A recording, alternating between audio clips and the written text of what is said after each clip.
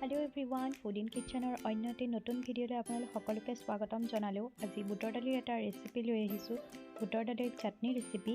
এই ৰেচিপিটোৰ কাৰণে আমাক লাগিব বুটৰ দালি, নৰসিংহ পাত, পিঁয়াজ 3টা, কালজিৰা, জলকীয়া আৰু গাখীৰ। মই আমুল তাজা ব্যৱহাৰ কৰিছোঁ, আপোনালোকে নৰ্মেল গাখীৰ ল'ব পাৰে।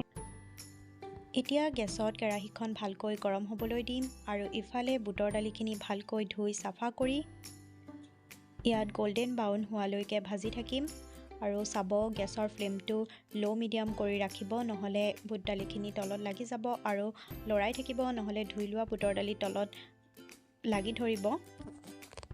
এয়া চাওক, মই এনেকৈ ভাজি আছোঁ। এনেকৈ সাৱধানে ভাজি থাকিব, প্ৰায় 10 মিনিটমান সময় এনেকৈ ভাজি থাকিব লাগিব।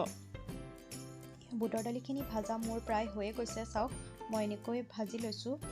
প্ৰায় গোল্ডেন ব্ৰাউন হোৱালৈকে ভাজিব আৰু অকণমান এটা ধুনীয়া গোন্ধ ওলাব, সেইখিনি সময়লৈকে ভাজি থাকিলেই হ'ব। এইখিনি বুটৰ দালি মোৰ ভাজা হৈ গৈছে আৰু যিকেইটা পিঁয়াজ লৈছিলোঁ সেই পিঁয়াজখিনি মই সৰু সৰুকৈ কাটি ল'লোঁ, জলকীয়াকেইটাও সৰু সৰুকৈ কাটি ল'লোঁ আৰু নৰসিংহ পাতকেইটাও এনেকৈ কাটি ল'লোঁ।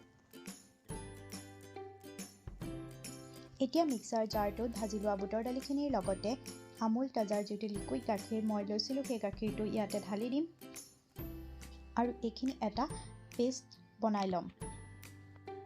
এয়া মোৰ পেষ্ট বনোৱা হৈ গৈছে।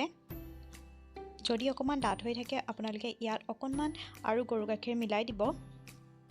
এতিয়া গেছত কেৰাহীখন বহাই দিছোঁ আৰু ইয়াত জোখমতে তেল দি দিছোঁ। প্ৰায় 2 চামুচ সমান তেল দিলেই হ'ব আৰু ইয়াতে তেলখিনি গৰম হ'লে ইয়াতে মই এতিয়া কালজিৰাকেইটা দি দিম।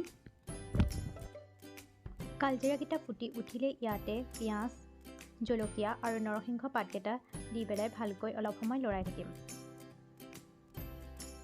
এইখিনি গোল্ডেন ব্ৰাউন হোৱালৈকে ভাজিলেই হ'ল আৰু এয়া চাওক, মোৰ গোল্ডেন ব্ৰাউন হৈ গ'ল আৰু এইখিনি এতিয়া মই মিক্সাৰ জাৰত পিচি লোৱা পেষ্টখিনিৰ লগত মিক্স কৰি দিম আৰু সোৱাদ অনুসৰি ইয়াত নিমখ দি দিম আৰু গোটেইখিনি ভালকৈ মিক্স কৰি দিম আৰু আমাৰ চাটনি ৰেডি হৈ গ'ল। এই ৰেচিপিটো পুৰিৰ লগত বেছি ভাল লাগে। আপোনালোকেও এবাৰ বনাই চাব আৰু বনোৱাৰ পিছত কমেণ্ট কৰি জনাব কেনেকুৱা পালে। যদি ভিডিঅ'টো আপোনালোকৰ ভাল লাগিল তেনেহ'লে লাইক কৰিব, শ্বেয়াৰ কৰিব আৰু চেনেলটো ছাবস্ক্ৰাইব কৰিব।